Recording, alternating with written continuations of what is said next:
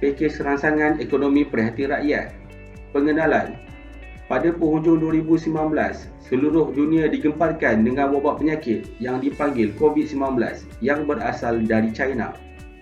Perkara ini turut memberi kesan kepada negara kita yang mana wabak penyakit ini merebak secara meluas pada awal tahun 2020. Kerajaan Malaysia telah melaksanakan Perintah Kawalan Pergerakan PKP di seluruh Malaysia bagi memastikan keselamatan penduduk.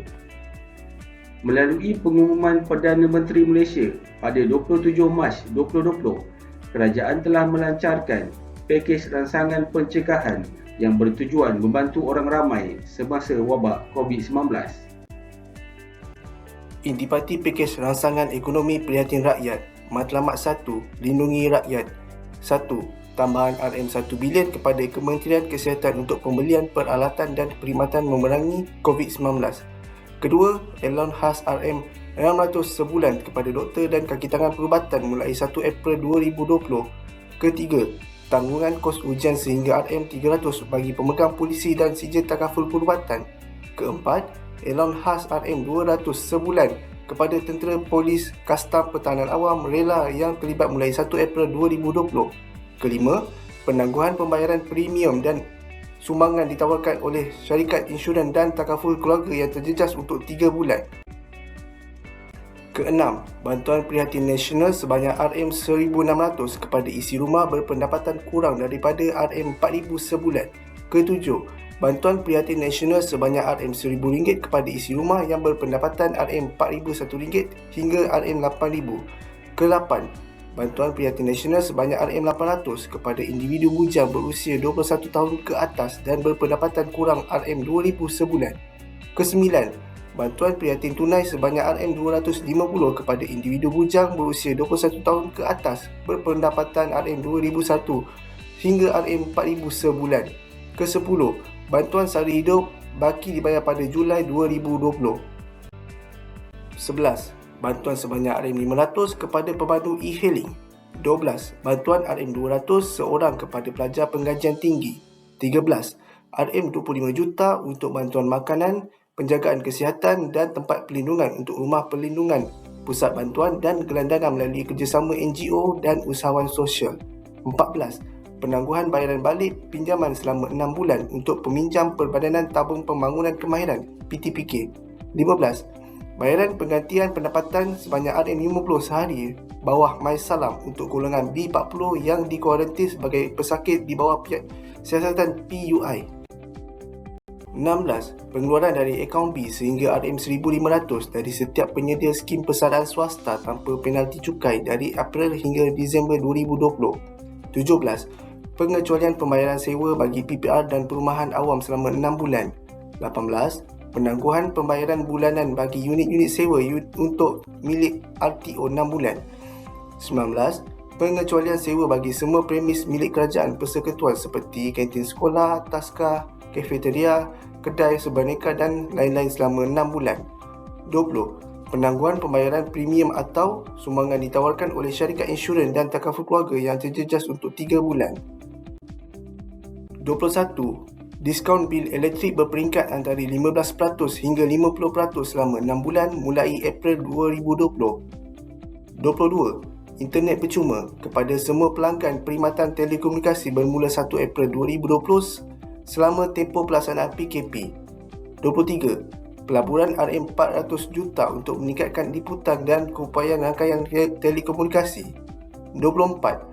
Bantuan RM500 kepada lebih 1.5 juta penjawat awam termasuk mereka yang bekerja secara kontrak untuk grade 56 ke bawah pada April 2020. 25. Bantuan RM500 kepada lebih 850,000 pesara kerajaan pada April 2020. 26. RM1 bilion bagi tujuan dana jaminan makanan. 27. RM100 juta bagi menyediakan kemudahan infrastruktur tempat penyimpanan dan pengagihan makanan serta program integrasi tanaman. 28. Dana khas RM100,000 hingga RM200,000 untuk setiap pertubuhan peladang kawasan PPK dan pertubuhan nelayan kawasan PNK. 29. Penangguhan kos gaji dan lanjutan kontrak selama sebulan bagi kontraktor yang ada kontrak perkhidmatan seperti kebersihan dan bekalan makanan dengan agensi kerajaan. 30.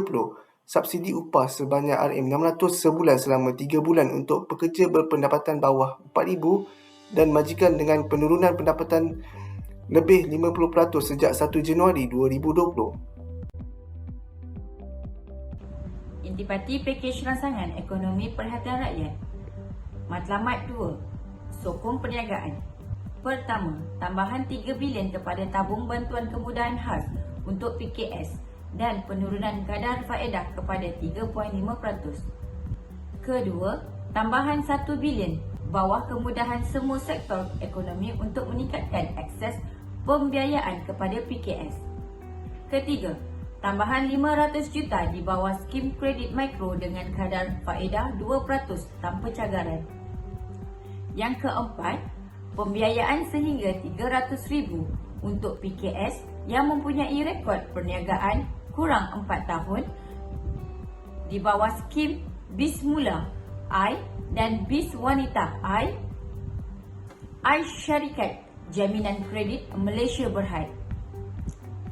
Yang kelima, kemudahan jaminan bernilai 5 bilion dan kadar jaminan sebanyak 80% bagi syarikat PKS disediakan oleh Syarikat Jaminan Pembiayaan Perniagaan SJPP.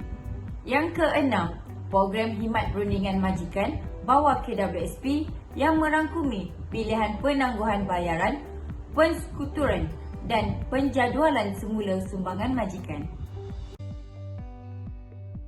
Yang ketujuh, mengecualikan pembiayaan levy, tabung pembangunan sumber manusia bagi semua sektor selama 6 bulan mulai April tahun 2020. Yang ke-8, penangguhan pembayaran ansuran cukai pendapatan oleh PKS selama 3 bulan mulai 1 April 2020.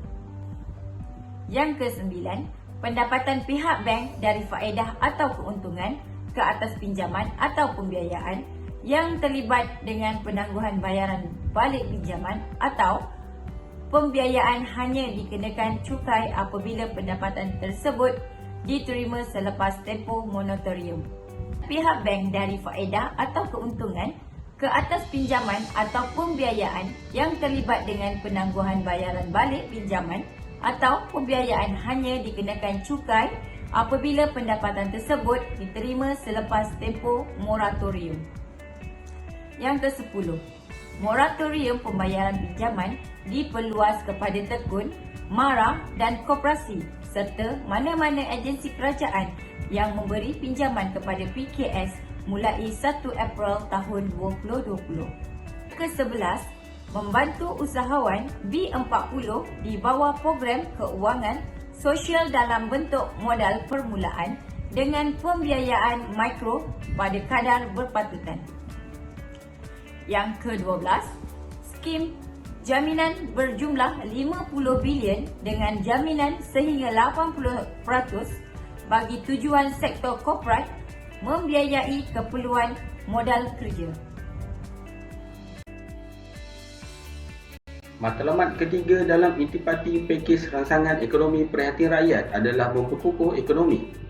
1. Kerajaan akan memastikan pelaksanaan projek kecil yang mempunyai kesan pengganda yang tinggi dan mengekalkan pekerjaan dengan peruntukan RM2 bilion bagi membantu kontraktor keras G1 hingga G4. 2. Memastikan pelaksanaan projek yang diperuntukkan dalam Belanjawan 2020 termasuk ECRL, MRT2 serta pelan gentian optik dan kesaling hubungan negara. 3. Suntikan fizikal langsung berjumlah RM25 bilion diberikan untuk mengurangkan beban rakyat dan perniagaan. 4. 2 bulan gaji Perdana Menteri, Menteri dan Timbalan Menteri dipotong dan disalurkan ke tabung COVID-19. 5. Semua kementerian akan mengkaji belanjawan untuk mencari penjimatan agar peruntukan boleh diguna pakai untuk menampung langkah menangani wabak virus ini. Terdapat pelbagai langkah yang boleh dilakukan ke atas manfaat pakej prihatin ekonomi rakyat yang telah diberikan oleh pihak kerajaan. Yang pertama adalah perbelanjaan isi rumah perlu dirancang untuk mengimbangkan jumlah pendapatan dan sokongan yang diterima daripada pihak kerajaan. Yang kedua adalah untuk menambah sumber kewangan keluarga, isi rumah boleh memanfaatkan moratorium kerajaan bagi meningkatkan ekonomi keluarga melalui simpanan. Simpanan boleh didepositkan kepada institusi kewangan tempatan atau antarabangsa untuk tujuan simpanan masa hadapan atau sebagai dana kecemasan jika diperlukan. Yang ketiga, membayar hutang adalah perkara yang utama perlu diselesaikan setiap seisi keluarga. Elakkan menambah hutang-hutang kecil seperti pembelian produk telekomunikasi secara ansuran ataupun secara tunai sekiranya tidak mempunyai keperluan. Yang keempat adalah isi rumah boleh membuat pelaburan untuk meningkatkan kewangan mereka dalam institusi pelaburan yang diluluskan kerajaan.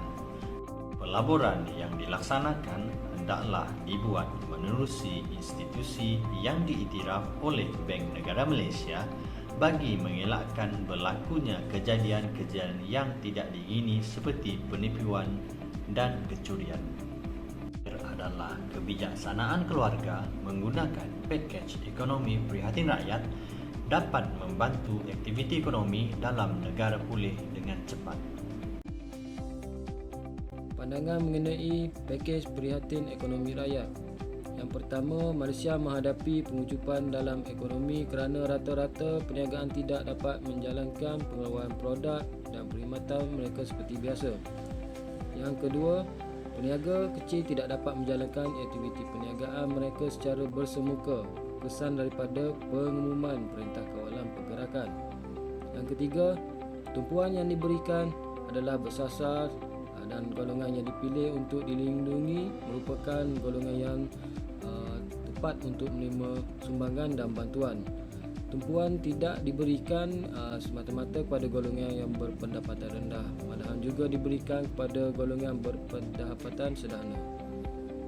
Yang keempat, bantuan turut disalurkan kepada pelajar di Institut Pengajian Tinggi. Golongan pelajar ini merupakan golongan yang terkesan dengan Perintah Kawalan Pergerakan. Yang kelima, pemberitahuan bantuan dalam bentuk kewangan merupakan salah satu bentuk bantuan yang dapat digunakan dengan cara baik oleh rakyat. Yang keenam, bantuan kewangan merupakan bantuan yang tidak kekal, lama dan mudah habis. Yang ketujuh, salah satu usaha kerajaan yang wajar dipuji ialah mempercepatkan bekalan dos vaksinasi kepada rakyat dan mendahulukan golongan yang berkeperluan terlebih dahulu. Rumusan pertama, implikasi pandemik COVID-19 pemangkin kerajaan dalam menangani isu-isu negara. Kedua, justifikasi kepada permasalahan isu dengan mengambil langkah yang lebih peka, meringankan bebanan rakyat dengan pemberian beberapa bantuan termasuk pakej prihatin ekonomi rakyat. Ketiga, sasaran kepada kumpulan mengikut kategori pendapatan tanpa mengira kaum. 4. Manfaat yang memberi 1000 makna. Terima kasih.